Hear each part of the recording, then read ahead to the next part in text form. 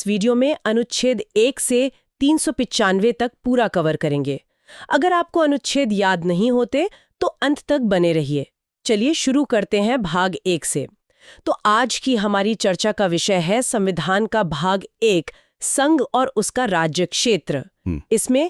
इसमें अनुच्छेद 1 से 4 तक आते हैं। जी बिल्कुल। और इसमें देखिए सबसे जरूरी बात यह है कि संसद को एक विशेष अधिकार है। अच्छा।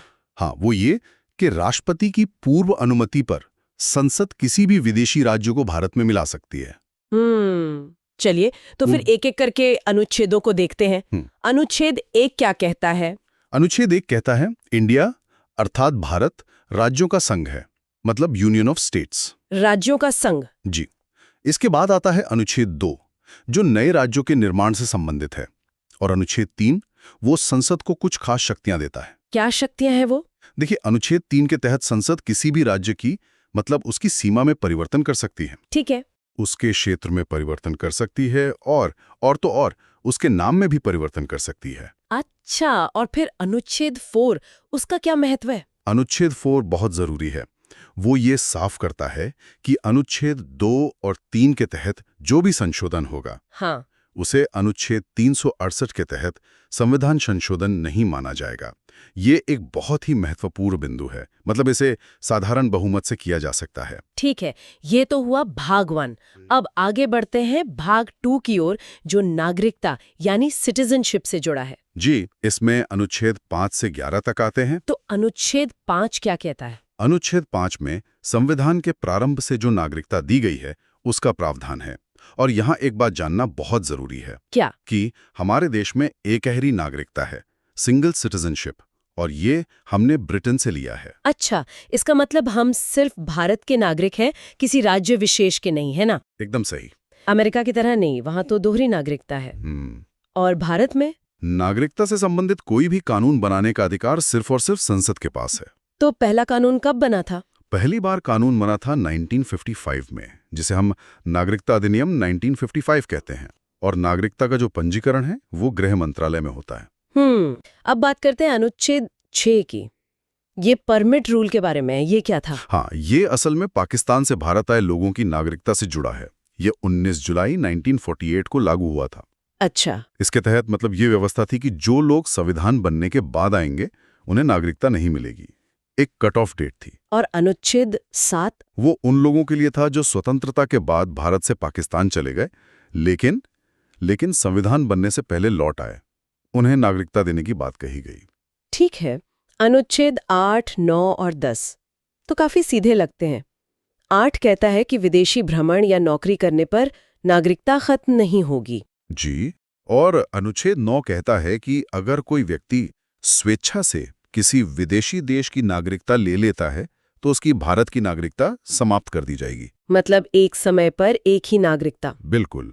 और अनुच्छेद 10 के अनुसार भारतीयों की नागरिकता तब तक बनी रहेगी जब तक कि वो कोई देश विरोधी कार्य ना करें। और आखिर में अनुच्छेद 11 फिर से उसी बात पर जोर देता है। जी, कि नागरिकता संबंधी कानून सिर्फ और सिर्फ संसद ही बनाती है, गृह मंत्रालय इसे लागू करता है। चलिए, तो अब हम संविधान के शायद सबसे महत्वपूर्ण हिस्सों में से एक पर आते हैं, भाग 3, मूल अधिकार, फंडामेंटल राइट्स। हाँ, अनुच्छेद 12 से 35 तक इन्हें भारत का मैग्ना कार्टा भी कहा जाता है। और ये अवधारणा हमने अमेरिका के संविधान से ली है। जी, और ये अधिकार वाद योग्य हैं। इसका मतलब है कि इन्हें संविधान द्वारा संरक्षण प्राप्त है। यानी अगर किसी के मौलिक अधिकारों का हनन होता है तो वो व्यक्ति अनुच्छेद 32 के तहत सीधे सुप्रीम कोर्ट और अनुच्छेद 226 के तहत हाई कोर्ट जा सकता है।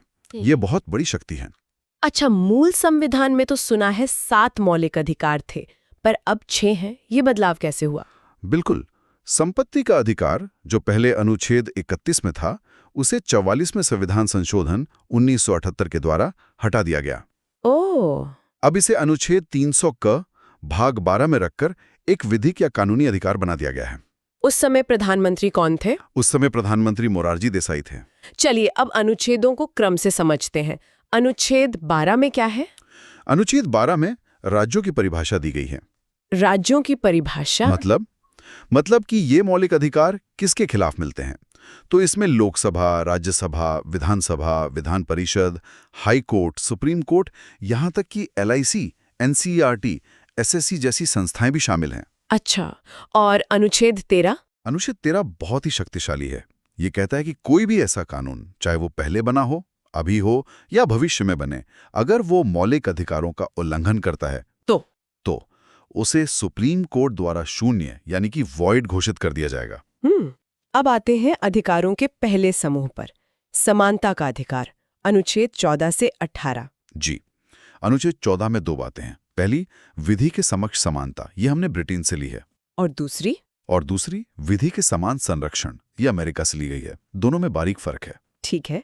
अनुच्छेद 15 कहता है कि जाति, धर्म, लिंग, वंश और जन्म स्थान के आधार पर किसी भी सार्वजनिक स्थान पर भेदभाव नहीं किया जाएगा। जी, और अनुच्छेद 16 लोक नियोजन यानी सरकारी नौकरियों में अवसर की समानता की बात करता है।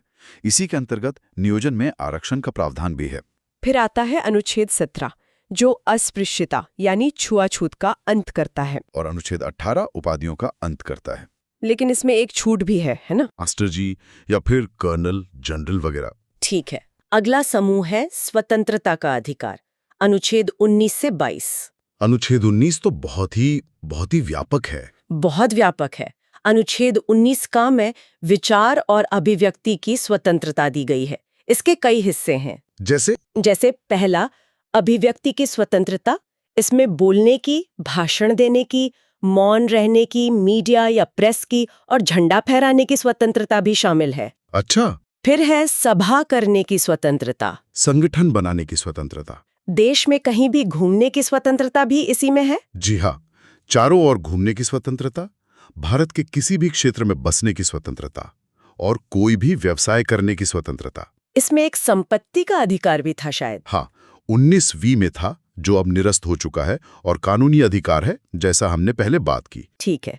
अब अनुच्छेद 20 ये अपराधों के लिए दोष सिद्धि के संबंध में संरक्षण देता है। जी। इसमें 3 प्रकार की स्वतंत्रता है। जी। पहली, एक गलती की एक ही सजा मिलेगी। ठीक है। दूसरी, सजा उस समय के कानून के आधार पर दी जाएगी, न कि पहले या बाद में बने कानून के आधार पर। और तीसरी, ये कि दोषी को स्वयं के खिलाफ गवाही देने के लिए बाध्य नहीं किया जाएगा। ये बहुत महत्वपूर्ण है। बिल्कुल। इसके बाद आता है अनुच्छेद 21, प्राण एवं दैहिक स्वतंत्रता का संरक्षण।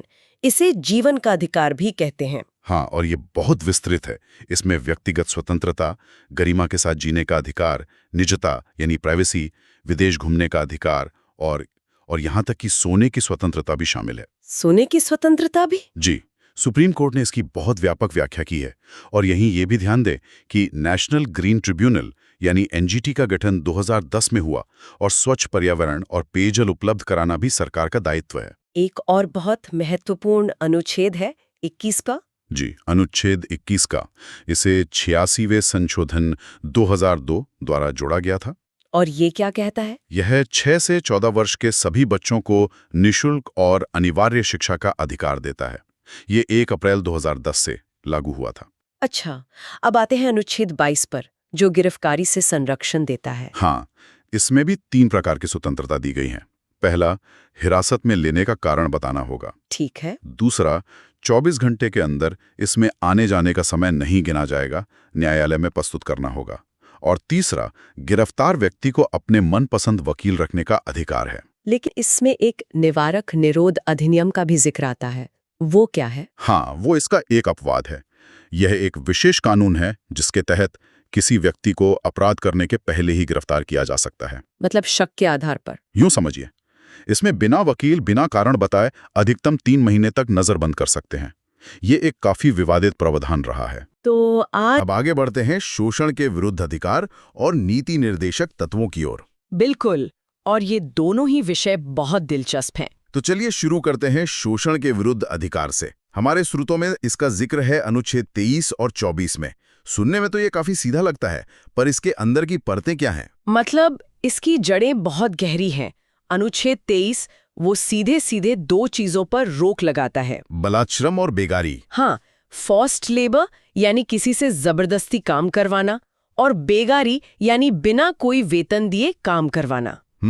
और ये प्रथा मतलब आजादी से पहले तो बहुत ही आम थी, खासकर जमींदारी व्यवस्था में। अच्छा। तो एक तरह से यह अनुच्छेद हर भारतीय को गरिमा के साथ काम करने का अधिकार देता है।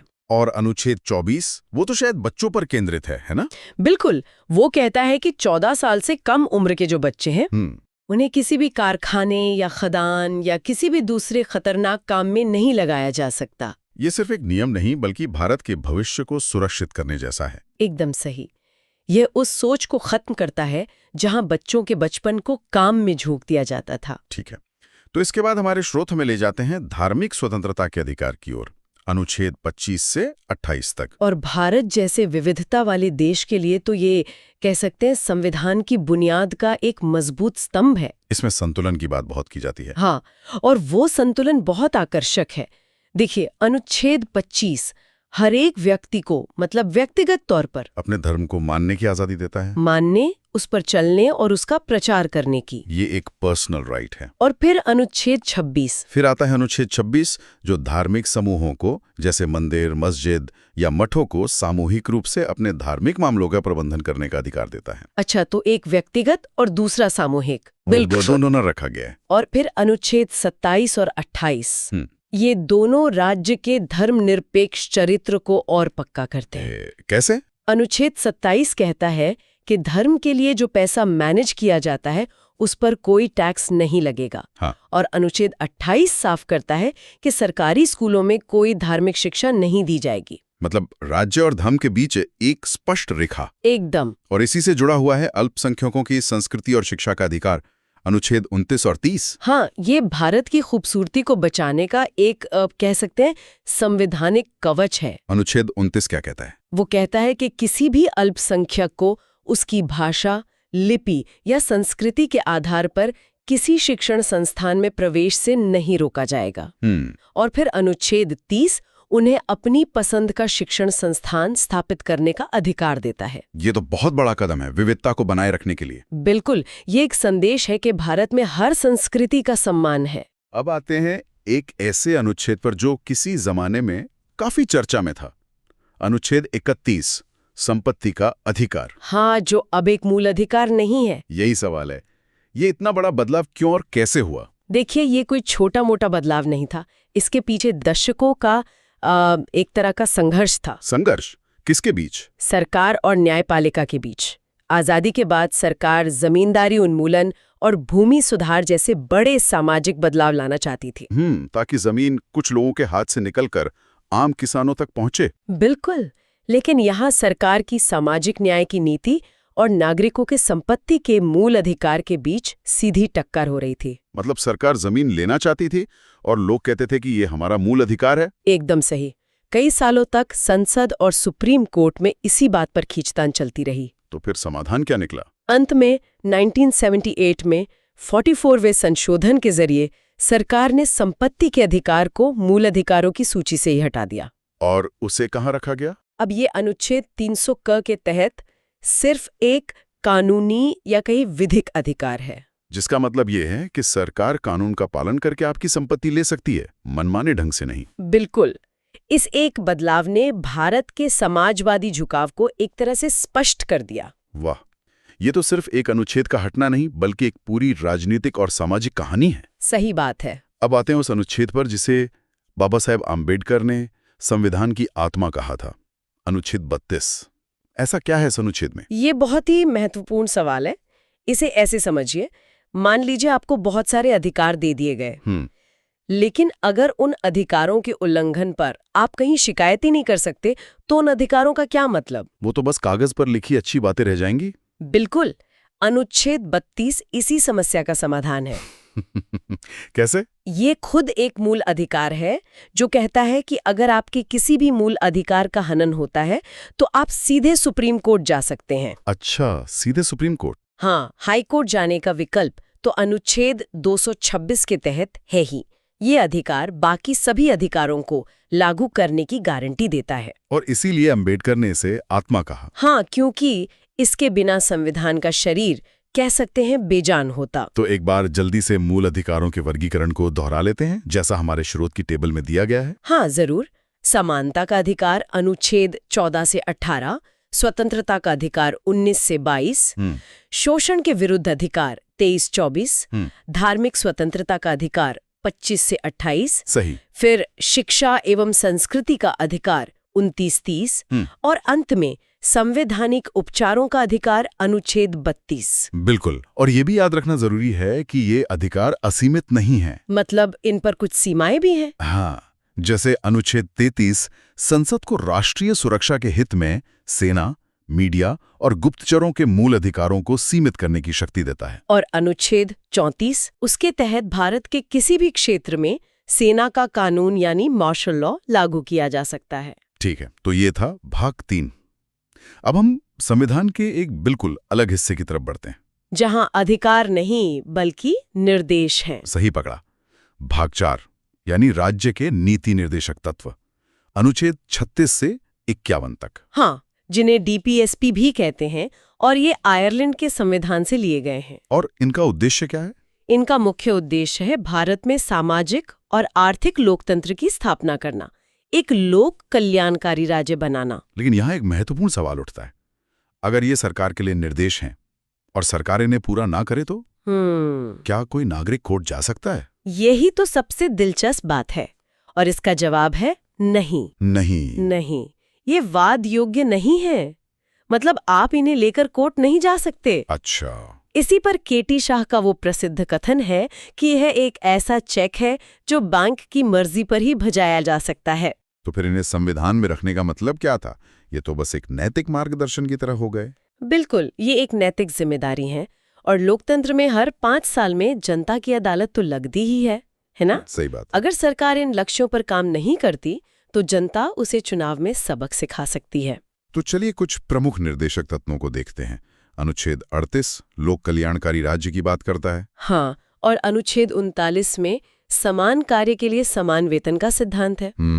और इसी में बाद में 42वें संशोधन से अनुच्छेद 39 क जोड़ा गया। 39 का? हाँ, 39 क, जो निःशुल्क विधिक सहायता का प्रावधान करता है ताकि न्याय सबके लिए सुलभ हो। बिल्कुल। अनुच्छेद 40 तो बहुत ही प्रसिद्ध है, पंचायती राज का गठन। हाँ, ये गांधीवादी विचारधारा का प्रतीक है। और अनुच्छेद 44 भी आजकल बहुत चर्चा में है, समान सिविल संहिता, यूनिफॉर्म सिविल कोड। हाँ, काफी चर्चा में है।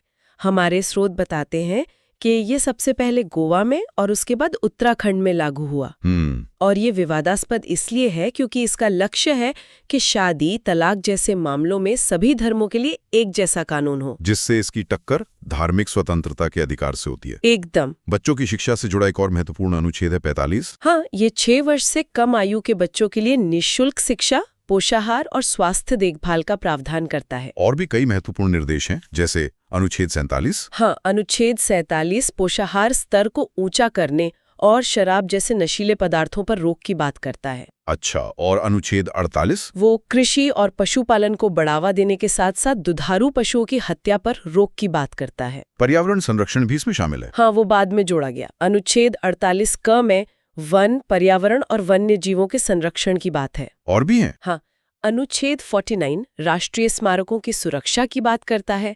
अनुच्छेद 50 कार्यपालिका और न्यायपालिका के पृथक्करण की, और अनुच्छेद 51 अंतर्राष्ट्रीय शांति को बढ़ावा देने का निर्देश देता है। तो ये थे राज्य के नीति निर्देशक तत्व। अब अंत में आते हैं भाग 4 क पर, मौलिक कर्तव्य, फंडामेंटल ड्यूटीज।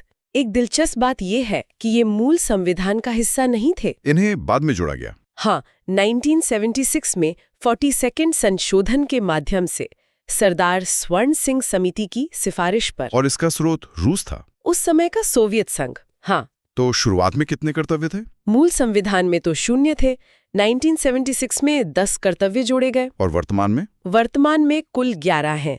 11वां कर्तव्य, जो शिक्षा से संबंधित है, वो 2002 में 86वें संशोधन द्वारा जोड़ा गया। और क्या ये भी राज्य के नीति निर्देशक तत्वों की तरह वाद योग्य नहीं है? बिल्कुल। इन्हें भी न्यायालय द्वारा लागू नहीं कराया जा सकता। इन्हें प्रभावी बनाने के लिए 1993 में J.S. वर्मा समिति का गठन किया गया था। तो ये एक तरह से नागरिकों के लिए नैतिक दिशा निर्देश है। सही पकड़ा। तो आज की इस चर्चा में हमने मूल अधिकारों को पूरा किया, राज्य के नीति निर्देशक तत्वों को समझा और मौलिक कर्तव्यों पर भी नजर डाली। हाँ, अधिकार, निर्देश और कर्तव्य, इन तीनों के बीच का जो रिश्ता है वो हमने देखा। बहुत। भाग 5 संघ संविधान का सबसे बड़ा भाग है। यहाँ हम राष्ट्रपति, उपराष्ट्रपति और संसद को ट्रिक्स के साथ देखेंगे। हाँ, और ये भाग अनुच्छेद 52 से 151 तक फैला है। काफी बड़ा है और ये हमारे देश की केंद्रीय सरकार की मतलब पूरी रूपरेखा तय करता है। चलिए इसके पीछे की सोच को समझते हैं। बिल्कुल, आज हम सिर्फ अनुच्छेद नहीं रटेंगे बल्कि उनके पीछे का क्यों भी समझेंगे। और हाँ, कुछ ऐसी ट्रिक्स देखेंगे जो प्रतियोगी परीक्षाओं की तैयारी करने वालों के लिए तो वरदान है ही, पर एक आम नागरिक को भी हमारे देश का ढांचा समझने में मदद करेंगी। एकदम सही। तो सबसे पहले आते हैं भारत के राष्ट्रपति, देश के प्रथम नागरिक। इनके पद, चुनाव और शक्तियों से जुड़े अनुच्छेदों को याद करने के लिए एक बड़ी मशहूर एक एक्रोनिम है। हाँ, एक ट्रिक है जो अनुच्छेद 52 से 61 तक को कवर करती है।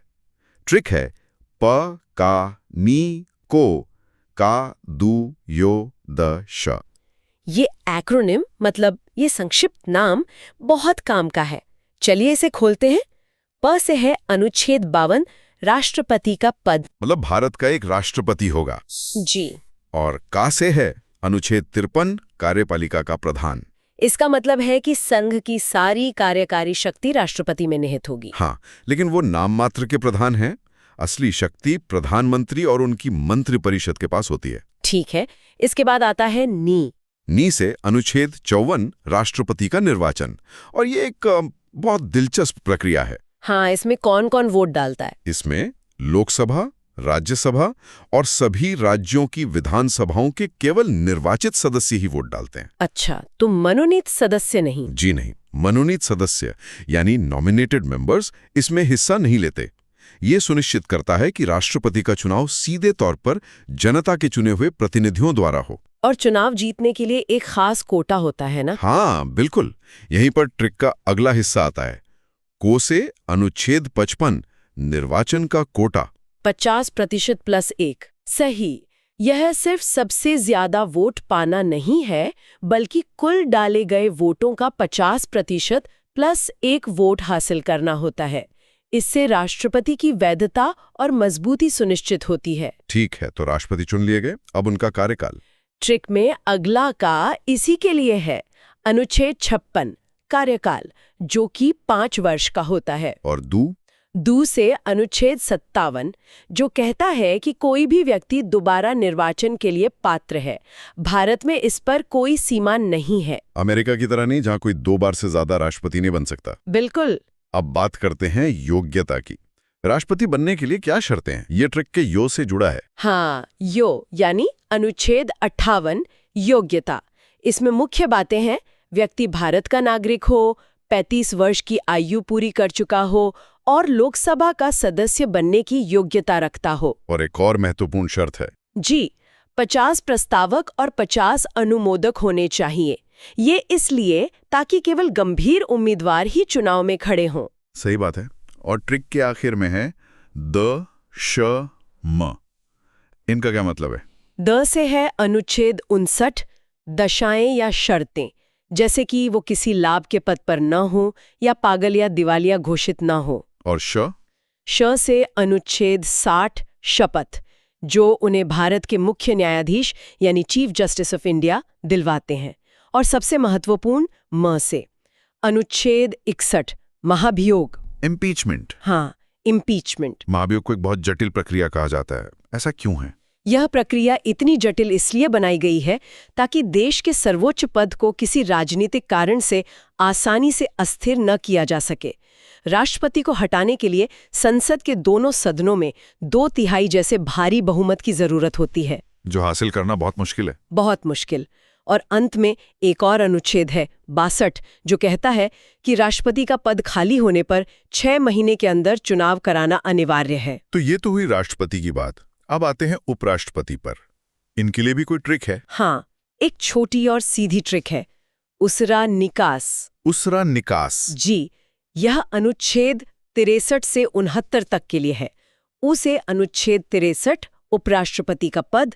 स से अनुच्छेद 64, जो कहता है कि उपराष्ट्रपति राज्यसभा का पदेन सभापति होगा। असल में यही उनका मुख्य काम है। और रा से है अनुच्छेद 65। इसका मतलब है कि अगर राष्ट्रपति का पद किसी कारण से खाली हो तो उपराष्ट्रपति एक कार्यवाहक राष्ट्रपति के तौर पर काम करेंगे। यहाँ मुझे एक सवाल पूछना है। उपराष्ट्रपति के चुनाव में कौन वोट देता है? क्या ये राष्ट्रपति चुनाव जैसा ही है? यह एक बहुत अच्छा सवाल है और यही एक बड़ा अंतर है। ट्रिक में नी से है अनुच्छेद 66 निर्वाचन। अच्छा। इसमें लोकसभा और राज्यसभा के सभी सदस्य यानी निर्वाचित और मनोनीत दोनों भाग लेते हैं। विधानसभा के सदस्य इसमें वोट नहीं करते। इसके पीछे कोई तर्क है? हाँ, तर्क यह है कि चूंकि उपराष्ट्रपति का मुख्य काम राज्यसभा की अध्यक्षता करना है, इसलिए केंद्रीय विधायिका के सदस्य ही उन्हें चुनते हैं। ये तो बहुत तार्किक बात हुई। ट्रिक में आगे का और सा है। का से अनुच्छेद 67 कार्यकाल जो 5 वर्ष का होता है और स से 2 अनुच्छेद जुड़े हैं। अनुच्छेद 68 जो चुनाव का सही समय तय करता है और अनुच्छेद 69 जो उनकी शपथ से जुड़ा है, जो उन्हें राष्ट्रपति दिलवाते हैं। जी। तो हमने कार्यपालिका के शीर्ष 2 पदों को समझ लिया, लेकिन ये अकेले काम नहीं करते। इन्हें सलाह कौन देता है और इनके फैसलों को लागू कौन करता है? बिल्कुल, यहीं पर प्रधानमंत्री और उनकी मंत्रिपरिषद की भूमिका आती है। लेकिन उस पर आने से पहले एक बहुत ही दिलचस्प पैटर्न देखते हैं जो हमारे संविधान की आत्मा को दिखाता है। अच्छा। अनुच्छेद 72 ये राष्ट्रपति को क्षमादान की शक्ति देता है। हाँ, ये तो हमने कई बार खबरों में सुना है। मतलब वो मौत की सजा तक को माफ कर सकते हैं। ये एक बहुत बड़ी न्यायिक शक्ति है। बिल्कुल। अब देखिए जादू। अगर हम अनुच्छेद 72 में 89 जोड़ दें तो क्या मिलेगा? 72 में 89। 72 प्लस 89 बराबर 161। 161। अनुच्छेद 161 में ठीक यही क्षमादान की शक्ति राज्य के राज्यपाल को दी गई है। अरे वाह, तो ये पैटर्न एक तरह का संवैधानिक खाका है। मतलब एक बार केंद्र का स्ट्रक्चर समझ लिया तो राज्य का अपने आप साफ हो जाता है। आपने बिल्कुल सही पकड़ा। ये सिर्फ एक ट्रिक नहीं बल्कि संविधान बनाने वालों की सोच है। जी, वे केंद्र और राज्य में एक जैसी सुसंगत शासन प्रणाली चाहते थे। ये हमारे संघीय ढांचे की नींव है, जिसे हम इस बातचीत में बार बार देखेंगे। जैसे अनुच्छेद 74 कहता है कि राष्ट्रपति को सलाह देने के लिए एक मंत्रिपरिषद होगी जिसके मुखिया प्राइम मिनिस्टर होंगे। अब आप अंदाजा लगाइए। ठीक है, तो अनुच्छेद 74 अगर मैं इसमें 89 जोड़ूं, 74 प्लस 89 बराबर 163। तो अनुच्छेद 163 में राज्यों के लिए ऐसा ही कुछ होगा। एकदम सही। अनुच्छेद 163 में राज्यपाल को सलाह देने के लिए राज्य की मंत्रिपरिषद का प्रावधान है। यही पैटर्न अनुच्छेद 75 पर भी लागू होता है। मंत्रियों की नियुक्ति से जुड़ा। हाँ। 75 प्लस 89 बराबर 164 जो राज्यपाल द्वारा राज्य के मंत्रियों की नियुक्ति की बात करता है। कमाल है। इसी कड़ी में एक और महत्वपूर्ण पद आता है महान्यायवादी यानी अटॉर्नी जनरल का। हाँ, अनुच्छेद 76 ये देश के सबसे बड़े कानून अधिकारी होते हैं जो सरकार को कानूनी मामलों पर सलाह देते हैं। इनकी नियुक्ति राष्ट्रपति करते हैं। जी, और ये राष्ट्रपति के प्रसाद पर्यंत ही अपने पद पर रहते हैं। मतलब इनका कोई निश्चित कार्यकाल नहीं होता। मैंने सुना है कि इनके पास एक अनोखी शक्ति होती है। वो संसद का हिस्सा न होते हुए भी वहां की कार्यवाही में भाग ले सकते हैं। ये बात अनुच्छेद 88 में कही गई है।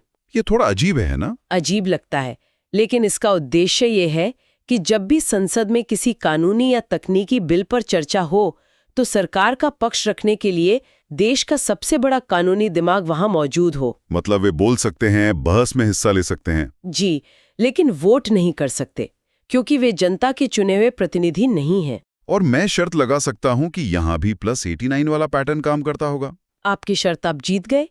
76 प्लस 89 बराबर 165। 165। अनुच्छेद 165 में राज्य के महाधिवक्ता यानी एडवोकेट जनरल का प्रावधान है। वही भूमिका, वही शक्तियां, बस राज्य के स्तर पर। तो अब तक हमने कार्यपालिका को समझा, अब आते हैं विधायिका पर, यानी हमारी संसद, जहां देश के कानून बनते हैं। संसद के लिए भी एक बहुत सरल और प्रसिद्ध ट्रिक है, सरला। सरला? हाँ, ये अनुच्छेद 79, 80 और 81 के लिए है। स से अनुच्छेद 79 संसद जो राष्ट्रपति, राज्यसभा और लोकसभा से मिलकर बनती है। रे से राज्यसभा। अनुच्छेद 80 राज्यसभा हमारा उच्च सदन और ला से अनुच्छेद 81 लोकसभा यानी निम्न सदन। और मुझे लगता है कि केंद्र और राज्य की समानता वाला पैटर्न यहां भी लागू होता होगा। बिल्कुल, आप कोशिश कीजिए। अनुच्छेद 79 में 89 जोड़कर देखिए। ठीक है, 79 प्लस 89 बराबर 168। ये राज्य के विधानमंडल का अनुच्छेद होगा। सही। और अनुच्छेद 80 यानी राज्यसभा में 89 जोड़ें तो 80 + 89 बराबर 169। ये विधान परिषद के बारे में होगा शायद। बहुत बढ़िया। और आखिरी अनुच्छेद 81 लोकसभा में 89 जोड़ने पर मिलता है 81 + 89 बराबर 170, जो विधानसभा के गठन की बात करता है। जी, ये पैटर्न कितना सुंदर और तार्किक है। तो संसद बन गई। अब ये काम कैसे करती है? सत्तर कौन बुलाता है? ये शक्ति अनुच्छेद 85 के तहत राष्ट्रपति के पास है। वही संसद का सत्र बुलाते हैं, सत्रावसान करते हैं और प्रधानमंत्री की सलाह पर लोकसभा को भंग भी कर सकते हैं। लेकिन सदन की कार्यवाही शुरू करने के लिए एक न्यूनतम उपस्थिति जरूरी है। हाँ, जिसे कोरम कहते हैं। कोरम, सही। अनुच्छेद 100 में गणपूर्ति या कोरम का जिक्र है। ये वैसा ही है जैसे किसी क्लास को शुरू करने के लिए कम से कम कुछ छात्रों का होना जरूरी है, ताकि कुछ गिने चुने सदस्य ही मिलकर देश के लिए कोई बड़ा फैसला ना ले लें। बिल्कुल।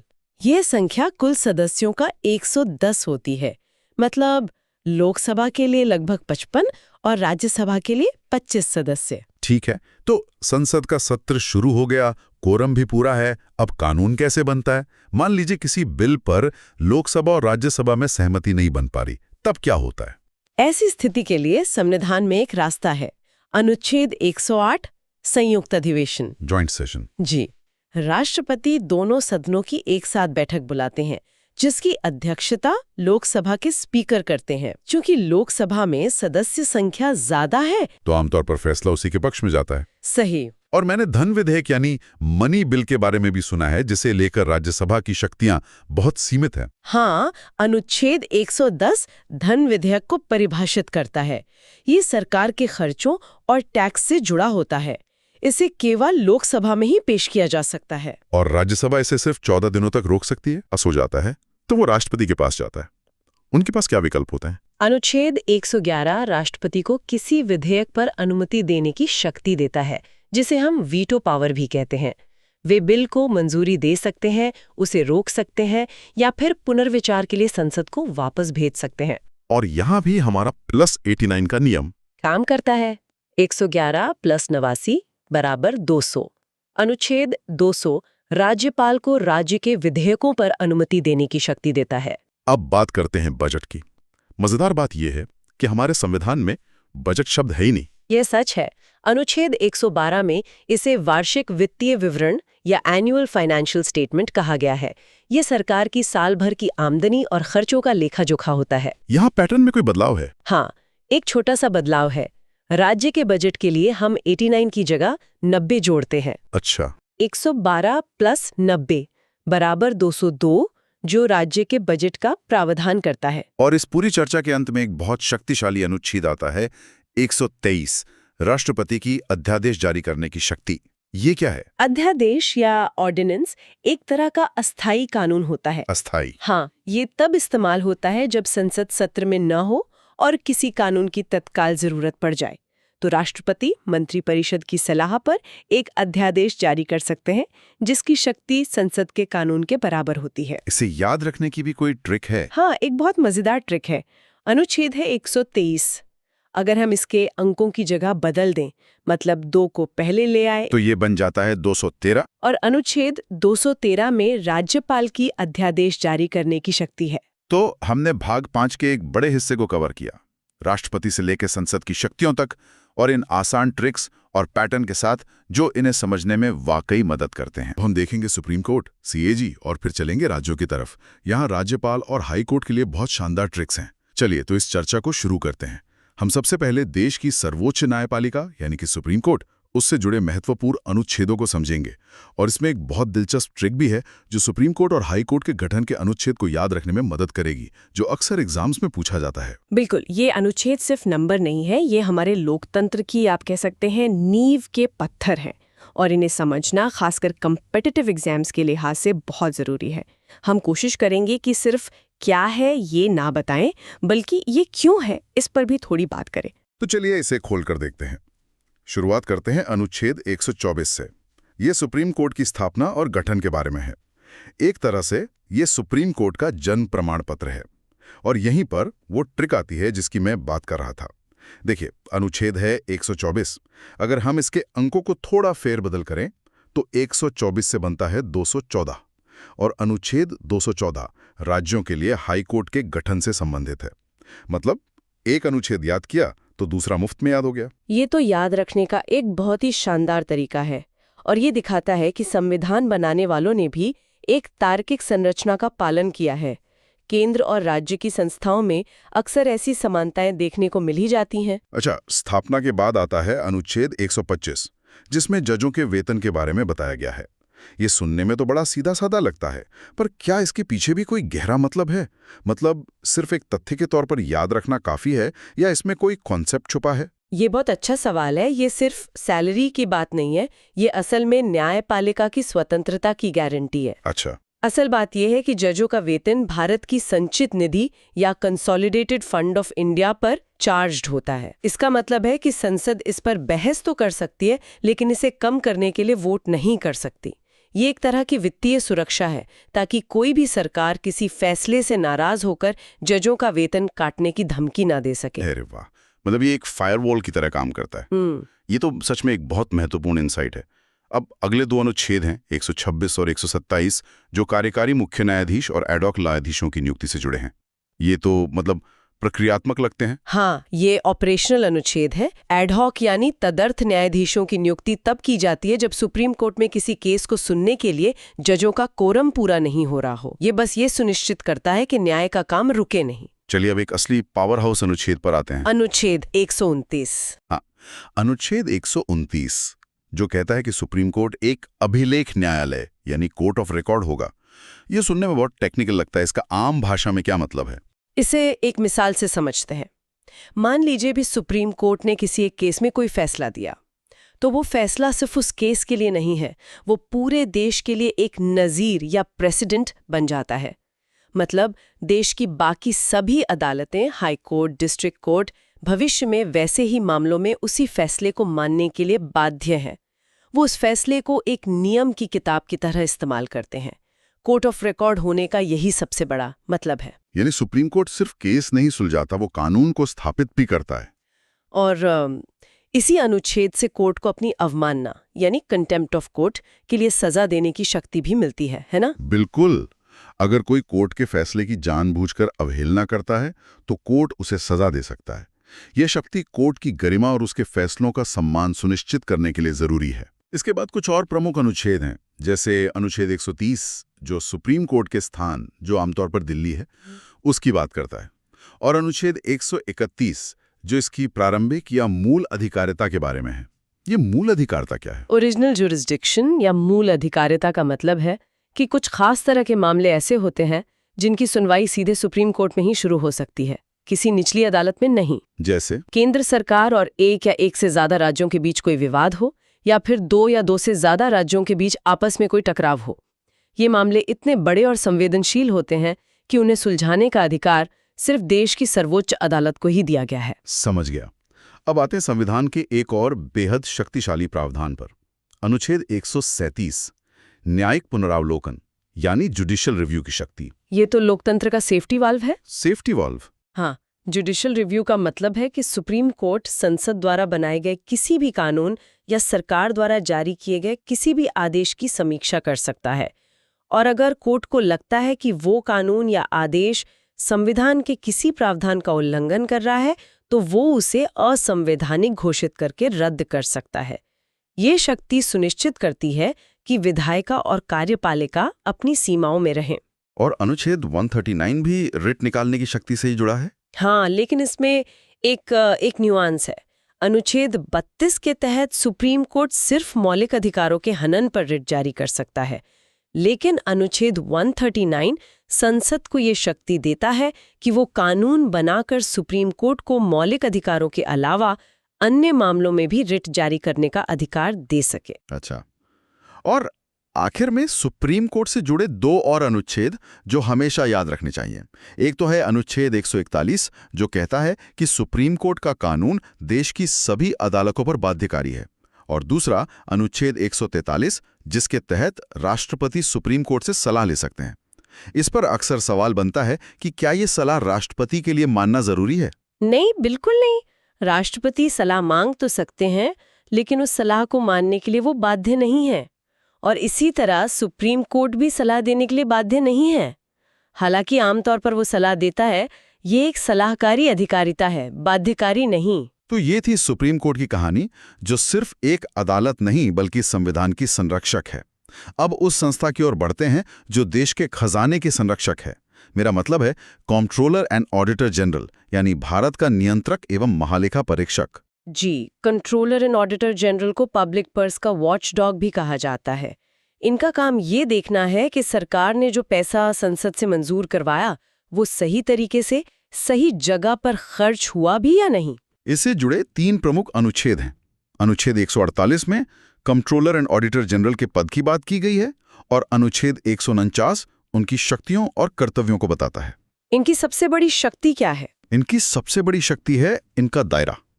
कंट्रोलर एंड ऑडिटर जनरल सिर्फ केंद्र सरकार ही नहीं बल्कि सभी राज्य सरकारों और सरकारी कंपनियों के खातों की भी जांच करता है। ये एक बहुत बड़ी जिम्मेदारी है और इस काम को बिना किसी डर या दबाव के करने के लिए उन्हें कार्यकाल की सुरक्षा दी गई है। उन्हें हटाना उतना ही मुश्किल है जितना सुप्रीम कोर्ट की जज को हटाना। तो ये अपनी रिपोर्ट किसे देते हैं? अनुच्छेद 151 इसी बारे में है ना जी। अनुच्छेद 151 के अनुसार कंट्रोलर एंड ऑडिटर जनरल केंद्र सरकार से जुड़ी अपनी ऑडिट रिपोर्ट राष्ट्रपति को सौंपते हैं और राष्ट्रपति उसे संसद के दोनों सदनों के पटल पर रखवाते हैं। इसी तरह राज्यों से जुड़ी रिपोर्ट उस राज्य के राज्यपाल को दी जाती है जो उसे राज्य विधानमंडल में रखवाते हैं। और यहीं से असली कहानी शुरू होती है। हम अक्सर अखबारों में पढ़ते हैं कि कंट्रोलर एंड ऑडिटर जनरल की रिपोर्ट से कोई घोटाला सामने आया और संसद में हंगामा हो गया। तो क्या कंट्रोलर एंड ऑडिटर जनरल किसी को सजा दे सकता है? नहीं, कंट्रोलर एंड ऑडिटर जनरल का काम सजा देना नहीं है। वो एक ऑडिटर है, प्रोसिक्यूटर नहीं। लेकिन उनकी रिपोर्ट बहुत शक्तिशाली होती है। जब वो रिपोर्ट संसद की पब्लिक अकाउंट्स कमेटी यानी लोक लेखा समिति के पास जाती है तो वो सरकारी अधिकारियों से सवाल जवाब करती है, मीडिया में बहस होती है और सरकार पर राजनीतिक दबाव बनता है। तो कंट्रोलर एंड ऑडिटर जनरल की असली ताकत उनकी रिपोर्ट की प्रामाणिकता और उसके द्वारा पैदा की जाने वाली जवाबदेही में है। बहुत बढ़िया। तो केंद्र की इन 2 बड़ी संस्थाओं के बाद अब हम संविधान के भाग 6 में प्रवेश करते हैं जो राज्यों से संबंधित है। यह अनुच्छेद 152 से 237 तक फैला है। अनुच्छेद 152 में राज्य की परिभाषा दी गई है और अब आता है वो हिस्सा जहां एक शानदार ट्रिक हमारा काम आसान कर देगी। ये राज्यपाल से संबंधित अनुच्छेदों के लिए है, 153 से 159 तक। ये ट्रिक कॉम्पिटिटिव एग्जाम की तैयारी करने वालों के बीच बहुत लोकप्रिय है।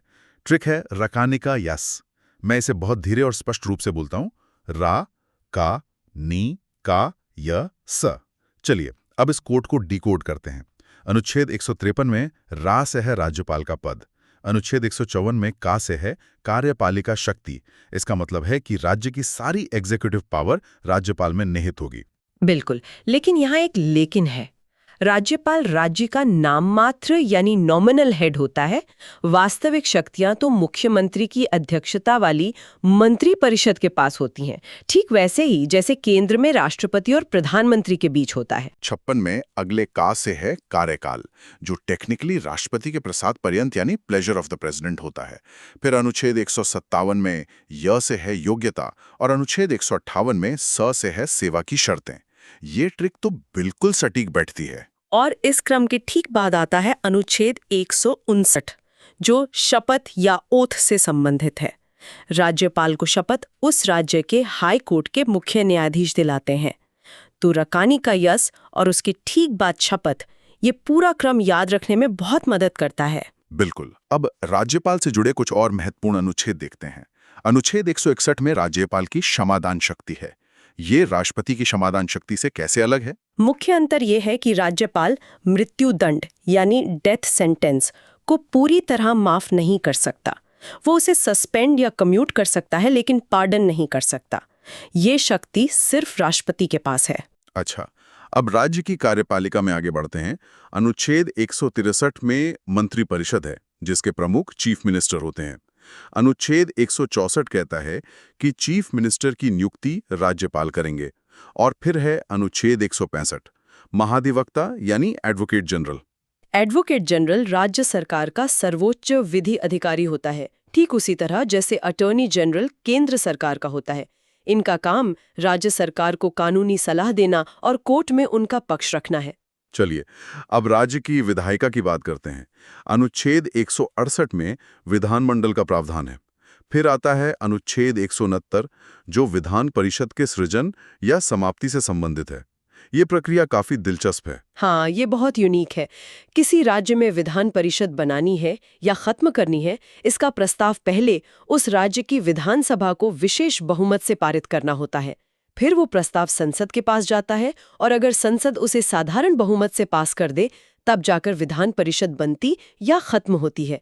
तो अंतिम शक्ति संसद के हाथ में है। इसके बाद अनुच्छेद 170 विधानसभा की संरचना और 171 विधान परिषद की संरचना के बारे में है।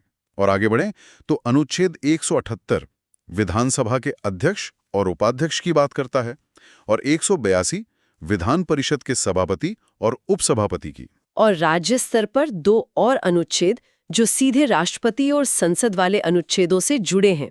एक है अनुच्छेद 202 राज्य का वार्षिक बजट और दूसरा है अनुच्छेद 213 राज्यपाल की अध्यादेश यानी ऑर्डिनेंस जारी करने की शक्ति। यहां भी एक पैटर्न है।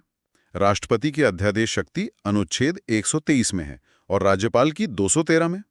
देखिए, 1, 2, 3 से बनता है 2, 1, 3। अंकों का वही खेल। ये छोटी छोटी ट्रिक्स कॉन्सेप्ट्स को जोड़ने में बहुत मदद करती हैं। ये तो कमाल का कनेक्शन है। और अब आते हैं राज्य की न्यायपालिका पर। सबसे पहले अनुच्छेद 214 जो कहता है कि राज्यों के लिए हाई कोर्ट का गठन होगा। याद है हमारी पहली ट्रिक 124 से 214। जी बिल्कुल। फिर आता है अनुच्छेद 226 जिसके तहत हाई कोर्ट रिट जारी कर सकता है। ये नागरिकों के मौलिक अधिकारों की रक्षा के लिए एक बहुत शक्तिशाली उपकरण है। और अंत में अनुच्छेद 233 जो जिला कोर्ट यानी डिस्ट्रिक्ट कोर्ट की स्थापना से संबंधित है। यहाँ एक बात अक्सर पूछी जाती है कि सुप्रीम कोर्ट यानी अनुच्छेद 32 और हाई कोर्ट अनुच्छेद 226 इनकी रिट शक्तियों में क्या फर्क है?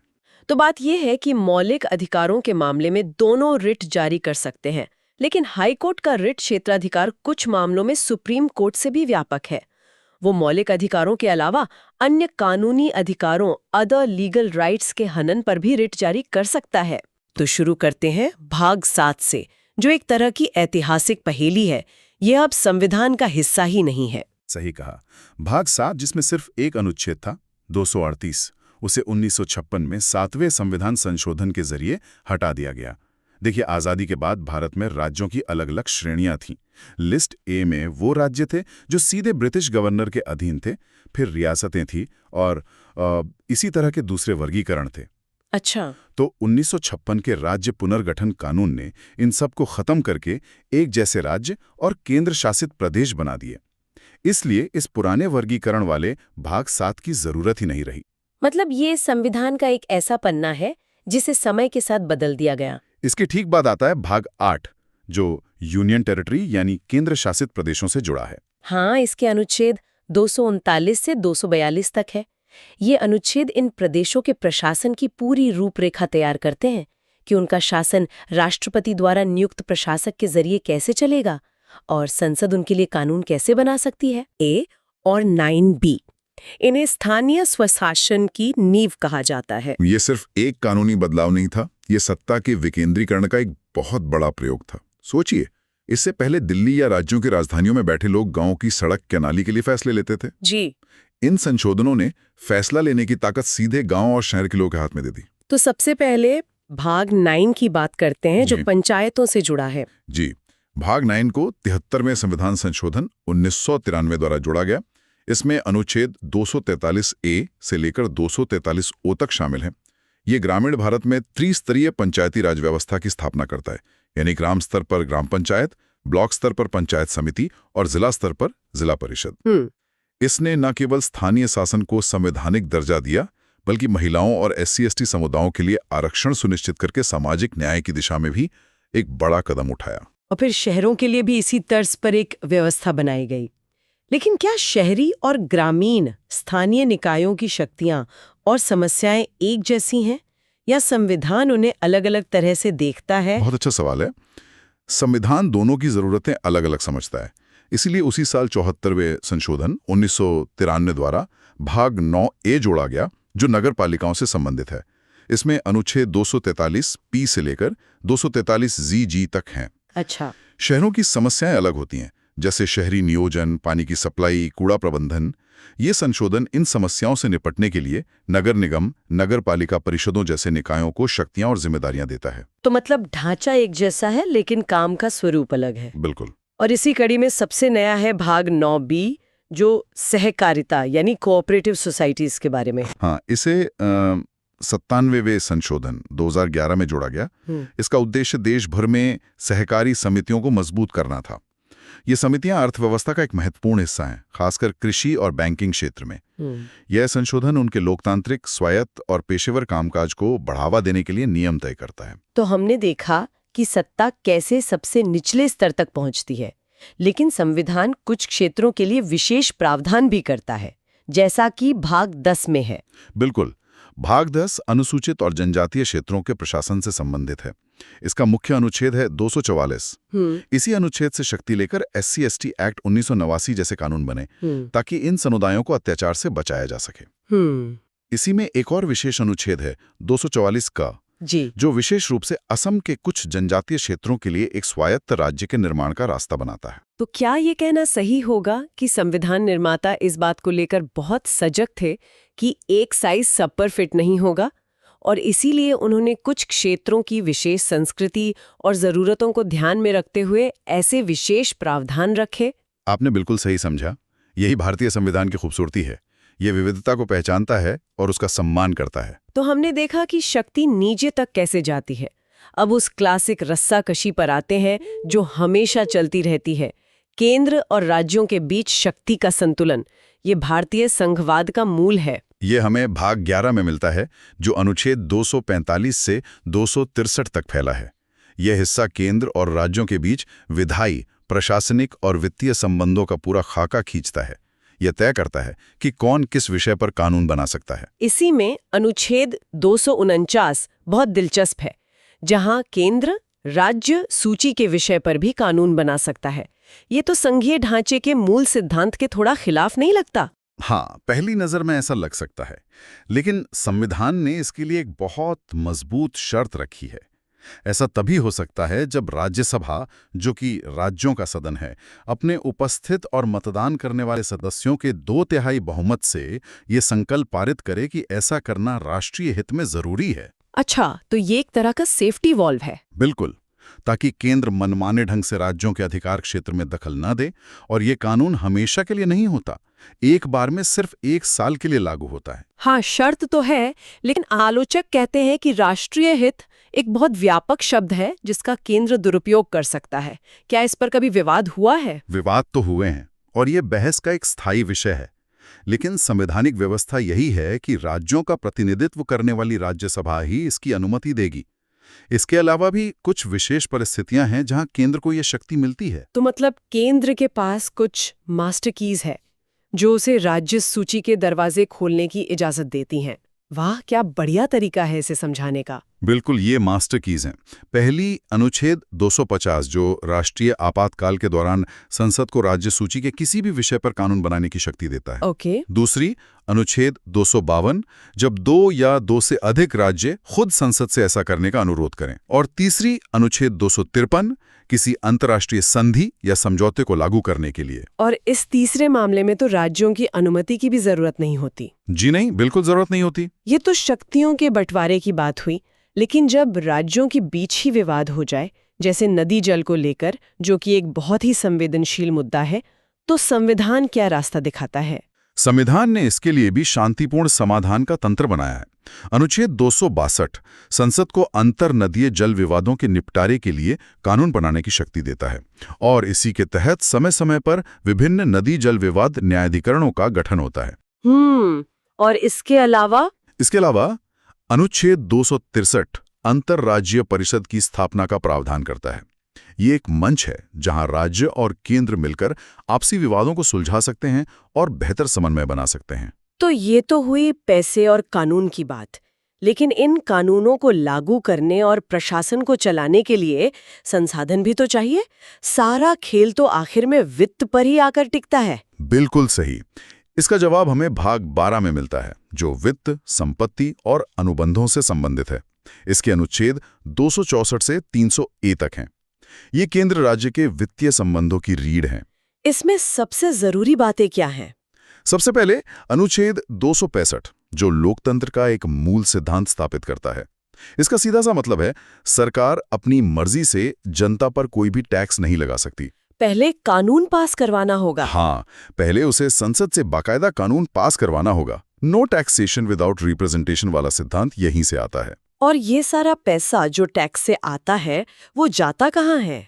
वो जाता है भारत की संचित निधि, यानी कंसोलिडेटेड फंड में, जिसका प्रावधान अनुच्छेद 266 में है। इसे आप सरकार के मेन सैलरी अकाउंट की तरह समझ सकते हैं, जिसमें सारा पैसा आता है और जिससे संसद की अनुमति से ही सारे खर्चे होते हैं। और अगर अचानक कोई आपदा आ जाए और संसद का सत्र न चल रहा हो, तब क्या होगा? उसके लिए संविधान ने एक इमरजेंसी फंड बनाया है, आकस्मिक निधि यानी कंटिंजेंसी फंड, जिसका वर्णन अनुच्छेद 267 में है। इसे सरकार का इमरजेंसी क्रेडिट कार्ड या एक गुल्लक समझ सकते हैं, जो राष्ट्रपति के पास रखी होती है ताकि अचानक आई मुसीबत के लिए संसद की मंजूरी का इंतजार न करना पड़े। और बाद में स्वीकृति ली जाती है? हाँ, बाद में संसद से इसकी स्वीकृति ले ली जाती है। वित्त आयोग के बारे में भी बहुत सवाल पूछे जाते हैं। इसकी भूमिका क्या है? अनुच्छेद 280 के तहत राष्ट्रपति हर 5 साल में एक वित्त आयोग का गठन करते हैं। वित्त आयोग की भूमिका एक निष्पक्ष रेफरी की तरह है, जो ये तय करता है कि टैक्स रूपी केक का कितना बड़ा हिस्सा केंद्र को मिलेगा और कितना राज्यों को। ये सिर्फ बंटवारे की सिफारिश नहीं करता, बल्कि ये भी बताता है कि राज्यों को सहायता कैसे दी जाए। इसकी सिफारिशें भारत के राजकोषीय संघवाद की नींव हैं। और संपत्ति का अधिकार, जो कभी मौलिक अधिकार था, उसका क्या हुआ? उसे 44वें संविधान संशोधन 1978 द्वारा मौलिक अधिकारों की सूची से हटाकर भाग 12 में ही अनुच्छेद 300 क के तहत एक कानूनी अधिकार बना दिया गया। अच्छा, तो अब ये एक कानूनी अधिकार है। जी। इसका मतलब ये है कि सरकार कानून की प्रक्रिया का पालन किए बिना किसी को उसकी संपत्ति से वंचित नहीं कर सकती, लेकिन अब ये मौलिक अधिकार नहीं है जिसके उल्लंघन पर आप सीधे सुप्रीम कोर्ट जा सकें। तो हमने कानून, प्रशासन और वित्त की बात कर ली, लेकिन इन सबको चलाने के लिए जो लोग चाहिए, यानी हमारी नौकरशाही, जिसे भारत का स्टील फ्रेम भी कहते हैं, उनके बारे में संविधान क्या कहता है? उसके लिए हमें भाग 14 पर आना होगा, जो संघ और राज्यों के अधीन सेवाओं से संबंधित है। हर सिविल सेवा एस्पिरेंट के लिए ये बहुत जरूरी है। इसमें अनुच्छेद 312 अखिल भारतीय सेवाओं यानी all India services, IAS, IPS और IFS की बात करता है। और इसमें एक दिलचस्प बात है ना? हाँ, दिलचस्प बात यह है कि कोई नई अखिल भारतीय सेवा बनाने का अधिकार भी केवल राज्यसभा के पास है, ताकि राज्यों की सहमति सुनिश्चित हो सके। और इन अधिकारियों की भर्ती प्रक्रिया की निष्पक्षता कैसे सुनिश्चित की जाती है? उसके लिए है अनुच्छेद 315। ये संघ के लिए एक संघ लोक सेवा आयोग यानी यूनियन पब्लिक सर्विस कमीशन और हर राज्य के लिए एक राज्य लोक सेवा आयोग के गठन की बात करता है। यही संस्थाएं सरकार के दबाव से मुक्त रहकर योग्यता के आधार पर भर्ती प्रक्रिया सुनिश्चित करती हैं। इसी भाग में एक और हिस्सा बाद में जोड़ा गया, भाग 14 क, जो प्रशासनिक न्यायाधिकरणों यानी ट्रिब्यूनल्स की स्थापना की बात करता है, ताकि सरकारी कर्मचारियों के सेवा संबंधी विवादों का तेजी से निपटारा हो सके। और अंत में वो तंत्र जो इस पूरे लोकतांत्रिक ढांचे को शक्ति देता है, जो सरकारें बनाता और बदलता है, यानी निर्वाचन। हाँ, लोकतंत्र का महापर्व। इसका जिक्र है भाग 15 में अनुच्छेद 324 से 329 तक। ये भारत में स्वतंत्र और निष्पक्ष चुनाव की पूरी व्यवस्था की गारंटी देता है। इसमें 2 अनुच्छेद सबसे महत्वपूर्ण माने जाते हैं। बिल्कुल, इसमें 2 अनुच्छेद सबसे महत्वपूर्ण हैं। कौन कौन से? पहला है अनुच्छेद 324। ये संसद, राज्य विधानमंडलों, राष्ट्रपति और उपराष्ट्रपति के चुनावों के संचालन, निर्देशन और नियंत्रण के लिए एक स्वतंत्र निर्वाचन आयोग के गठन का प्रावधान करता है। यही आयोग है जो ये सुनिश्चित करता है कि चुनाव निष्पक्ष हों। इसे असीम शक्तियां दी गई हैं। और दूसरा अनुच्छेद जो सीधे हम नागरिकों से जुड़ा है, वो है अनुच्छेद 326, जो वयस्क मताधिकार के सिद्धांत को स्थापित करता है। ये कहता है कि लोकसभा और राज्यों की विधानसभाओं के चुनाव वयस्क मताधिकार के आधार पर होंगे।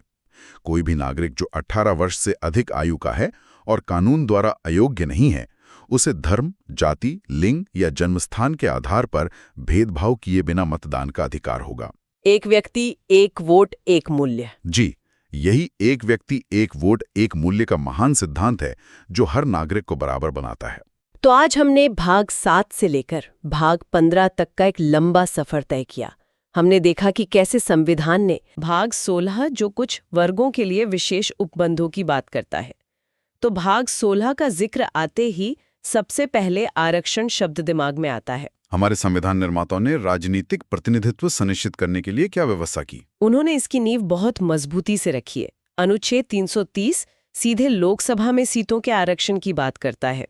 इसके तहत अनुसूचित जातियों यानी एससी के लिए 84 और अनुसूचित जनजातियों एसटी के लिए 47 सीटें आरक्षित की गई हैं। और ये आंकड़े जनसंख्या के अनुपात पर आधारित हैं, है ना? बिल्कुल, और समय समय पर बदलते भी हैं। इसी तरह अनुच्छेद 332 राज्यों की विधानसभाओं में एससी और एसटी समुदायों के लिए सीटें आरक्षित करता है। और एक एंग्लो इंडियन समुदाय का भी तो प्रावधान था जिसे लेकर हाल ही में काफी चर्चा हुई थी। हाँ था।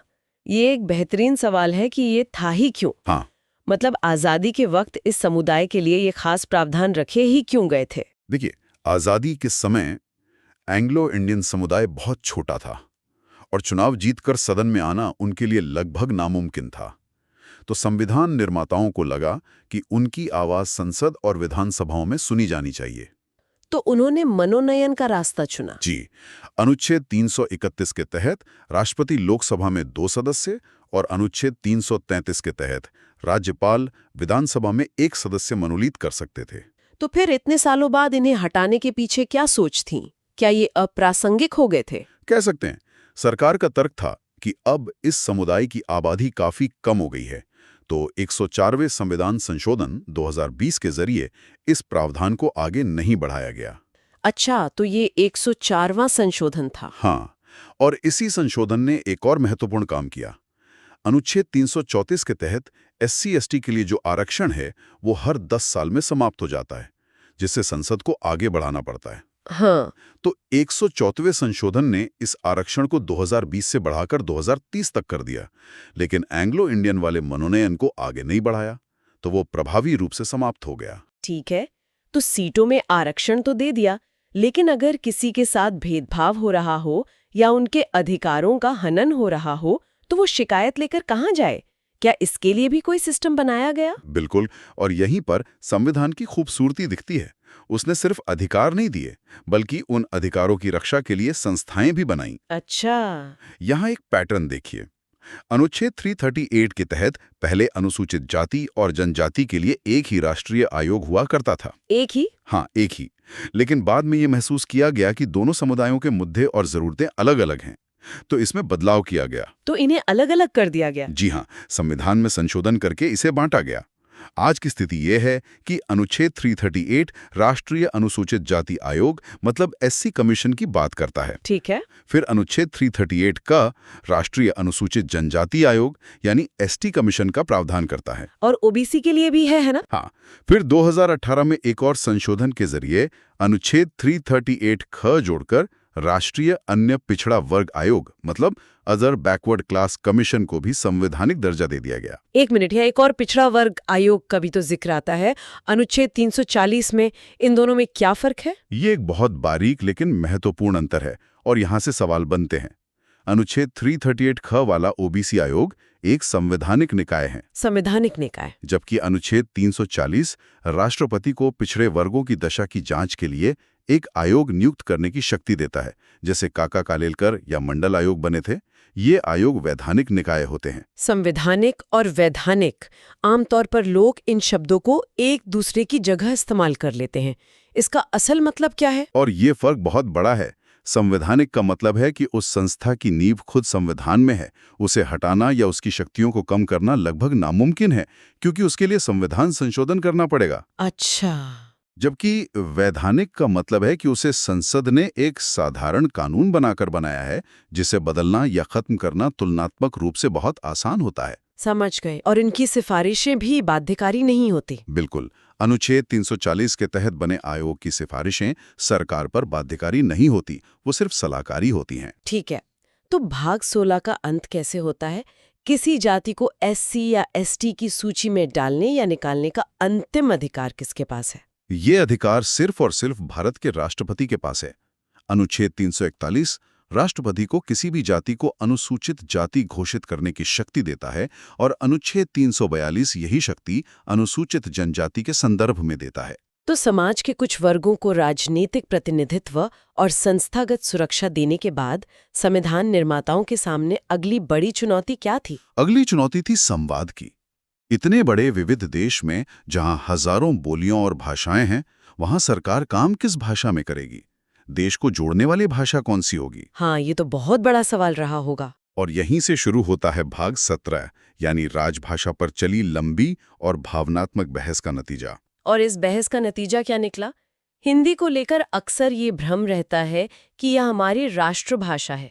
संविधान इस पर क्या कहता है? संविधान इस पर बिल्कुल स्पष्ट है। अनुच्छेद 343 कहता है, संघ की राजभाषा हिंदी और लिपि देवनागरी होगी। राजभाषा, राष्ट्रभाषा नहीं। यही ध्यान देने वाला शब्द है। राजभाषा यानी ऑफिशियल लैंग्वेज, राष्ट्रभाषा यानी नेशनल लैंग्वेज नहीं। हमारे देश की कोई एक राष्ट्रभाषा नहीं है। अच्छा। हिंदी को राजभाषा का दर्जा संविधान सभा ने 14 सितंबर 1949 को दिया था। इसीलिए हम हर साल 14 सितंबर को राष्ट्रीय हिंदी दिवस मनाते हैं। और एक विश्व हिंदी दिवस भी तो होता है, जिसको लेकर अक्सर लोग कंफ्यूज हो जाते हैं। सही पकड़ा। विश्व हिंदी दिवस 10 जनवरी को मनाया जाता है। इसका संबंध पहले विश्व हिंदी सम्मेलन से है, जो 10 जनवरी 1975 को नागपुर में हुआ था। तो राष्ट्रीय हिंदी दिवस 14 सितंबर और विश्व हिंदी दिवस 10 जनवरी। बिल्कुल। तो क्या संविधान ने सिर्फ केंद्र की भाषा तय की, या राज्यों के लिए भी कोई व्यवस्था है? और उन लोगों का क्या, जिनकी भाषा हिंदी नहीं है? संविधान ने इस विविधता का पूरा सम्मान किया। अनुच्छेद 345 राज्यों को अपनी एक या एक से अधिक राजभाषा चुनने का अधिकार देता है। इसीलिए आप देखती हैं कि पंजाब में पंजाबी, तमिलनाडु में तमिल और पश्चिम बंगाल में बंगाली आधिकारिक कामकाज की भाषा है। इससे भी आगे जाकर अनुच्छेद 350 क एक बहुत ही प्रगतिशील बात कहता है। ये कहता है कि भाषाई अल्पसंख्यकों को प्राथमिक स्तर पर शिक्षा उनकी अपनी मातृभाषा में देने का पूरा प्रयास किया जाना चाहिए। ये तो सच में बहुत गहरी सोच है। और हिंदी के विकास के लिए भी कोई निर्देश है? हाँ, अनुच्छेद 351 केंद्र सरकार को ये जिम्मेदारी देता है कि वो हिंदी भाषा के विकास और प्रसार के लिए काम करे। साथ ही अनुच्छेद 344 में एक राजभाषा आयोग के गठन का भी प्रावधान है। तो सामाजिक और भाषाई चुनौतियों से निपटने के बाद अब हम एक बहुत ही गंभीर विषय पर आते हैं। तब क्या हो जब देश पर ही कोई संकट आ जाए, युद्ध, विद्रोह या कोई आर्थिक तबाही? बिल्कुल। अब हम बात कर रहे हैं भाग 18 की, यानी आपातकालीन प्रावधानों की। ये वो सेफ्टी वॉल्व है जो संविधान निर्माताओं ने देश को असाधारण परिस्थितियों से बचाने के लिए बनाया था। और इसकी प्रेरणा जर्मनी के संविधान से ली गई है ना? जी हाँ, जर्मनी के वाइमर संविधान से। इसमें 3 तरह के आपातकाल की चर्चा है। कौन कौन से हैं ये 3? पहला और सबसे गंभीर है अनुच्छेद 352 के तहत राष्ट्रीय आपातकाल। ये तब लगता है जब युद्ध, बाहरी आक्रमण या सशस्त्र विद्रोह से देश की सुरक्षा को खतरा हो। ये अब तक 3 बार लगा है। हाँ, अब तक देश में 3 बार लगाया गया है। 1962 में चीन युद्ध के समय, 1971 में पाकिस्तान युद्ध के समय और 1975 में। 1975 वाला आपातकाल तो आंतरिक अशांति के आधार पर लगा था, जो काफी विवादास्पद था। एकदम सही। और उसी विवाद के कारण बाद में 44वें संविधान संशोधन के जरिए आंतरिक अशांति जैसे अस्पष्ट शब्द को हटाकर उसकी जगह सशस्त्र विद्रोह यानी आर्म्ड रिबेलियन शब्द डाल दिया गया, ताकि इसका दुरुपयोग ना हो सके। बिल्कुल। और दूसरा आपातकाल? दूसरा है अनुच्छेद 356, जिसे हम आम भाषा में राष्ट्रपति शासन कहते हैं। ये तब लगाया जाता है जब किसी राज्य का संवैधानिक तंत्र विफल हो जाए। इसे राजकीय आपात भी कहते हैं। लेकिन राष्ट्रपति शासन का तो बहुत ज्यादा राजनीतिक दुरुपयोग होने के भी आरोप लगते रहे हैं। हाँ, लगते रहे हैं, जबकि संविधान निर्माताओं ने इसे एक डेड लेटर यानी मृत पत्र की तरह देखा था, जिसका इस्तेमाल शायद ही कभी हो। लेकिन हकीकत में इसका बहुत इस्तेमाल हुआ है। और इसके दुरुपयोग की क्षमता को एक और अनुच्छेद बढ़ा देता है, जो भाग 19 में छिपा है। भाग 19? वो तो प्रकीर्ण यानी मिसलेनियस विषयों पर है। उसका आपातकाल से क्या लेना देना? यही तो संविधान की परतों को खोलने का मजा है। भाग 19 का अनुच्छेद 365 कहता है कि अगर कोई राज्य केंद्र सरकार द्वारा दिए गए दिशा निर्देशों का पालन करने में असफल रहता है, तो राष्ट्रपति यह मान सकते हैं कि उस राज्य में संवैधानिक तंत्र विफल हो गया है। 1 मिनट, लेकिन ये तो बहुत खतरनाक लग रहा है। इसका मतलब तो ये हुआ कि केंद्र सरकार किसी भी राज्य में अपनी मर्जी से राष्ट्रपति शासन लगा सकती है? आपकी आशंका बिल्कुल जायज है। यह अनुच्छेद 356 को लागू करने का एक और आधार दे देता है और केंद्र को राज्यों के ऊपर एक जबरदस्त शक्ति प्रदान करता है। और तीसरा आपातकाल? तीसरा है अनुच्छेद 360 यानी वित्तीय आपातकाल। यह तब लगाया जा सकता है जब देश की वित्तीय स्थिरता को खतरा हो। सौभाग्य से भारत में आज तक इसे लगाने की नौबत नहीं आई है। तो हमने देखा कि संविधान संकट से कैसे निपटता है, लेकिन समय के साथ समाज बदलता है, जरूरतें बदलती हैं। क्या संविधान में खुद को बदलने की कोई व्यवस्था है? और यही चीज हमारे संविधान को एक जीवंत दस्तावेज बनाती है। इसका जवाब है भाग 20 का इकलौता और शायद सबसे शक्तिशाली अनुच्छेदों में से एक अनुच्छेद 368। अच्छा, यही अनुच्छेद संसद को संविधान में संशोधन करने की प्रक्रिया और शक्ति दोनों देता है। पर क्या ये शक्ति असीमित है? क्या संसद पूरे संविधान को बदल सकती है? नहीं, यहीं पर न्यायपालिका की भूमिका आती है।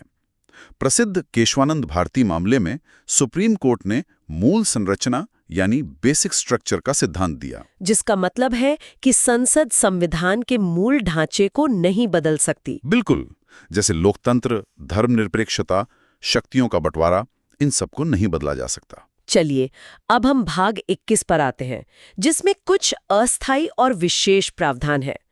इसमें अनुच्छेद 371 है, जिसकी सूची याद करना हमेशा से एक चुनौती रही है। हाँ, रही है। लेकिन ये विशेष प्रावधान कुछ राज्यों को दिए ही क्यों गए हैं? ये सूची सिर्फ याद करने के लिए नहीं है, ये भारत की विविधता की कहानी बताती है। हर राज्य की अपनी खास ऐतिहासिक, सांस्कृतिक या भौगोलिक वजह थी।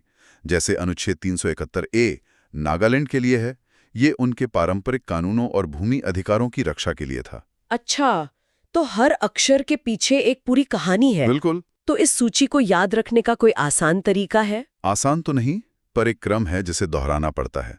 इसे ऐसे देख सकते हैं। बताइए।